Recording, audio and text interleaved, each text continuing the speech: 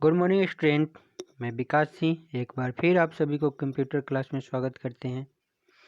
I hope you will safe and healthy at their home. So let's start today class. Today we read about how computer memory is measured. कैसे computer memory को measure किया जाता है, मापा जाता है कैसे कंप्यूटर की मेमोरी को। ठीक, जैसे हम लोग पिछले क्लास में पढ़े थे पार्ट्स ऑफ कंप्यूटर के बारे में। उसमें इनपुट आउटपुट दोनों डिवाइस के बारे में देखे थे, मेमोरी के बारे में देखे थे। तो आज पढ़ेंगे इस मेमोरी को कैसे मापा जाता है, क्या मेजर करने की यूनिट होता है। तो जैसे हम लोग किसी भार को मापने के लिए ग्राम या किलोग्राम का प्रयोग करते हैं, या कोई लिक्विड मापने के लिए लीटर या मिलीलीटर का प्रयोग करते हैं, उसी तरह से कंप्यूटर की मेमोरी को मापने के लिए सबसे छोटा यूनिट बाइट होता है।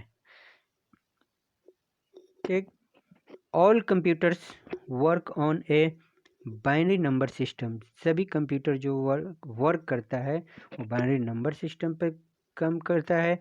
बाइनरी नंबर सिस्टम कौन है? 0 और 1 से बने हुए नंबर सिस्टम होता है, जो कोई भी डाटा को 0 और 1 लेवल के स्टोरेज के द्वारा ही वो स्टोर करता है। यानी कि एक 0 ये स्टोर किया तो 1 बिट डाटा स्टोर किया, 1 स्टोर किया तो 1 बिट डाटा स्टोर किया। यानी कि कोई भी एक 0 या 1 डाटा स्टोर करता है तो 1 बिट डाटा वो 1 बिट मेमोरी वो लेता है। ठीक, इससे बड़ा यूनिट बाइट होता है। बाइट क्या है? तो ए bite consist of 8 bit, 8 bit data मिलकर 1 बाइट का निर्माण करता है। इससे बड़ा में किलोबाइट। ए किलोबाइट कंसिस्ट 1024 बाइट्स, यानी कि 1024 बाइट मिलकर 1 किलोबाइट डाटा का निर्माण करता है। इससे ऊपर के यूनिट जो होता है वो कौन होता है? Megabyte. Megabyte consist 1024 kilobyte. 1024 kilobyte data जब में इकट्ठा होता है तो 1 मेगाबाइट डाटा बन जाता है। उसी तरह 1024 मेगाबाइट डाटा 1 गीगाबाइट डाटा का निर्माण करता है, और 1024 गीगाबाइट डाटा 1 टेराबाइट डाटा का निर्माण करता है। इसी तरह और भी कुछ नए मेजरमेंट करने के लिए यूनिट आ गए हैं, जैसे जोटाबाइट, पेटाबाइट, ये सब आए हैं। उससे आगे हम कभी विस्तार में पढ़ेंगे तो पढ़ेंगे। अभी हम लोग टेराबाइट तक जानेंगे कि 1 terabyte data equal to 1024 gigabyte data होता है। आगे type of computer system. Type of computer system के बारे में पढ़ेंगे। Classification based on operating principle, यानी ऑपरेटिंग प्रिंसिपल के आधार पे जो इसको डिवाइड किया गया है वो 3 प्रकार से डिवाइड किया गया है। क्लासिफिकेशन बेस्ड पे ये 3 भागों में इसको डिवाइड किया गया है। तो ऑपरेटिंग प्रिंसिपल यानी काम करने के आधार पर सबसे पहला कौन है? एनालॉग। ये एनालॉग कंप्यूटर है। एनालॉग कंप्यूटर क्या करता है कि ये एनालॉग डाटा इससे हम लोग प्राप्त करते हैं। जैसे किसी भी यंत्र का वोल्टेज मापना हो, करंट मापना हो, तो इस कंप्यूटर सिस्टम का प्रयोग करते हैं। दूसरा डिजिटल कंप्यूटर। डिजिटल कंप्यूटर क्या होता है? जो हम लोग पीसी प्रयोग करते हैं घर में, वो डिजिटल कंप्यूटर के रूप में होता है। और तीसरा जो है वो हाइब्रिड कंप्यूटर होता है। ये हाइब्रिड कंप्यूटर ये है, इसके नीचे हो गया है, ध्यान रखोगे। ये हाइब्रिड कंप्यूटर है। ये एनालॉग और डिजिटल दोनों सिस्टमों को मिलाकर बनाया गया कंप्यूटर हाइब्रिड कंप्यूटर है। ये दोनों से बड़ा कंप्यूटर होता है, बड़े बड़े वर्क इसका प्रयोग करते हैं।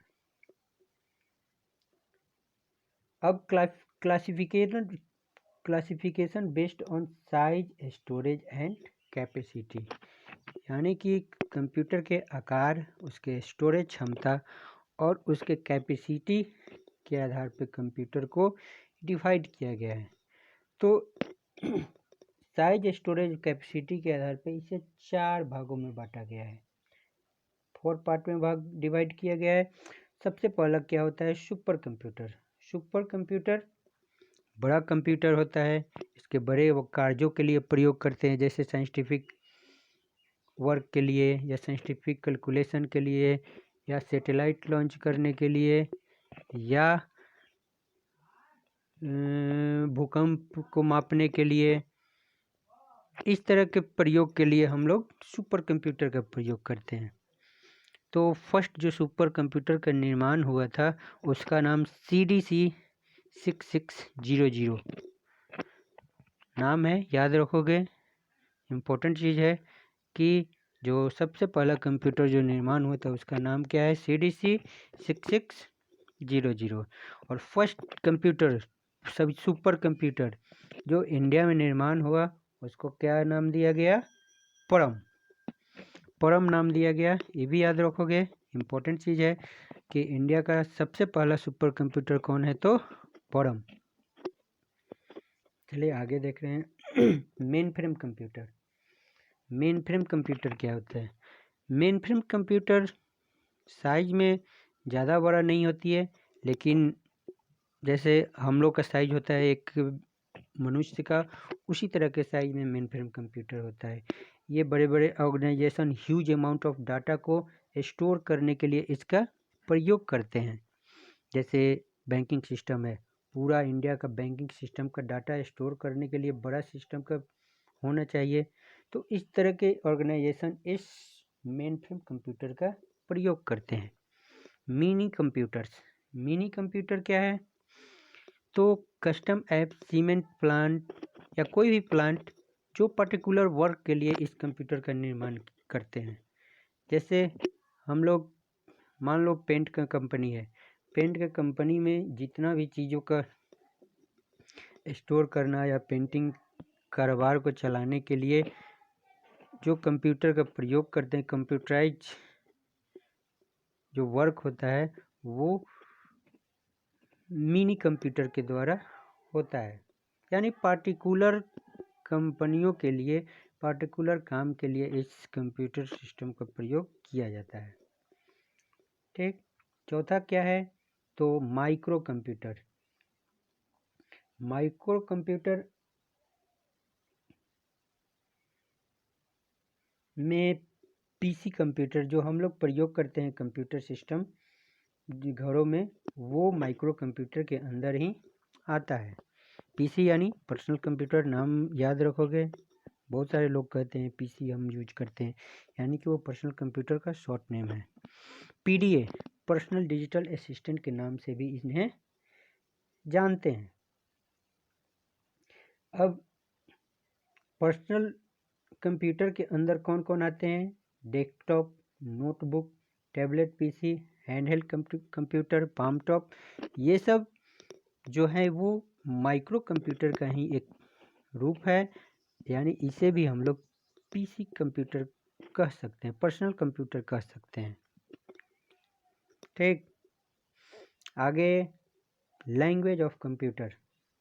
लैंग्वेज ऑफ कंप्यूटर में बाइनरी लैंग्वेज, जैसे हम लोग अपने भाषा को प्रदर्शित करने के लिए, समझने के लिए एक लैंग्वेज का प्रयोग करते हैं, उसी तरह कंप्यूटर भी किसी भी भाषा को समझने के लिए एक लैंग्वेज का प्रयोग किया जाता है कंप्यूटर में भी।